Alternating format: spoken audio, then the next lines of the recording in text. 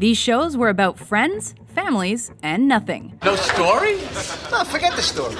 You gotta have a story. Welcome to WatchMojo.com, and today we'll be counting down the top 10 sitcoms of the 1990s. This music is deaf. Exceptionally deaf. Carlton, beat it. I'm dope.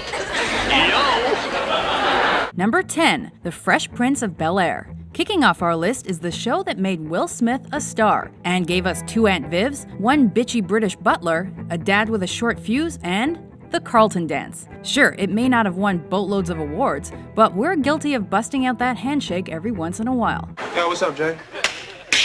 The Fresh Prince also gets credit for having the greatest theme song of any show on this list. I pulled up to the house about 7 or 8 and I yelled to the cabbie, yo home, smell you later. Looked at my kingdom, I was finally there to sit on my throne as the Prince of Bel-Air. Number 9, Home Improvement. Does everybody know what time it is? You know, home improvement's not just about renovating the kitchen. There's a lot of other ways to improve your home. Always be aware of your partner's needs. If you watch sitcoms in the 90s, there's a good chance you knew where to find Binford tools, great neighborly advice, bearded sidekicks, and sexy tool time girls. You may also remember when JTT was on the cover of every Tiger Beat in sight. Did we only watch this show to see people blow things up all the time? I turn into a wild, hairy, disgusting ape, huh? I don't think so, Tim. Number 8, Married with Children. Who doesn't want to sit around with a remote in one hand and the other down their pants? Al Bundy and his family led the way for controversial sitcoms by constantly defying the censors. With a hot wife who wouldn't do housework. Now, I want you to do something for me you've been promising for a long time. What's that you say, Peg? I'm sorry, it's just this darn headache. Not that. I meant something that would require movement on your part. A dumb blonde daughter and a wannabe womanizer for a son, it's no wonder Al was so bitter. And the Bundys were the poster family of dysfunction. Number 7, Mad About You. Here's the equation. Take a likable husband, add a neurotic wife, and a dumb dog, and you've got a hit. We always love seeing crossovers between this series and other NBC hits like Friends and Seinfeld. As with most 90s sitcoms, Mad About You dealt with A, trivial everyday annoyances, and 2, nutty family, friends, and guest stars. That's Paulie on a pony. That's not me. You're right. You're right. It's a picture of France. It's moments like that that kept us watching until the show jumped into the final frontier. Number 6, Roseanne. Roseanne, I have a problem. The carpet in the corner of my living room is loose, and I need Dan to fix it. Jackie, remember when I was 10 years old and I told you that you could come to me anytime that you had a problem? Well, I was 10. The Connors were an average blue-collar American family and brought real life back to sitcoms. Whether they were hanging Christmas lights, celebrating Halloween, or smoking old weed, Roseanne and her clan were edgy. It may not have been highbrow, but Roseanne was definitely well-written and had one of the more memorable sitcom finales of the decade. Number 5, Murphy Brown. This show never backed away from hot topics. Murphy Brown confronted every political story under the sun, was constantly lampooning sitting presidents, and tackled single motherhood. Bitingly smart writing, an endless supply of dumb politicians, and perfectly cast roles helped Murphy Brown succeed. What's the matter? Murphy wasn't invited to the inaugural ball. I mean, I could understand if I hadn't been invited, but you...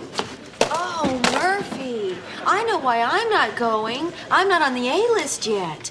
But to have been there and fallen.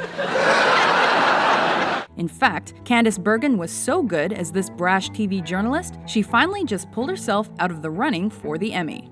Number 4, The Simpsons. You may argue about The Simpsons since the show made it well past the 90s, but we've included it on our list because that's the decade when the show hit its stride. Springfield is a second home to kids of the 90s. Moe is our bartender, Flanders our neighbor, and Homer our dad. Hey, mister, do you need some help? Let him go, Ralph.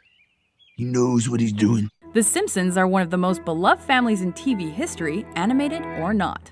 Number 3, Frasier. Could any other spin-off brag about 37 Emmys? By blending working man comedy with hoity-toity humor, this Cheers offshoot found a huge audience. Sure, Frasier and Niles weren't always the most lovable guys with their pompous attitudes and endless neuroses.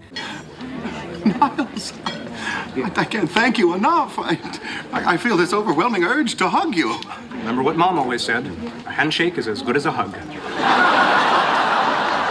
But Eddie always balanced them out pretty well. Plus, those guest star callers were always a treat. We're listening. I mean, the hypomanic symptoms are there, and yet I've experienced moments of aphasia and apraxia, and I just want to pull my teeth out, Dr. Crane. What do you think? Number 2, Friends. 6 friends living and loving in New York. The premise seems stale now, but Friends was groundbreaking when it debuted, and it truly became a cultural phenomenon. From the hairdos and giant coffee mugs, to Joey's "Hey, how you doing?" to Ross and Rachel's break, this series was packed with memories. We're not proud, but we still cry when Rachel gets off that damn plane. I got off the plane. Could this show be any more of a hit?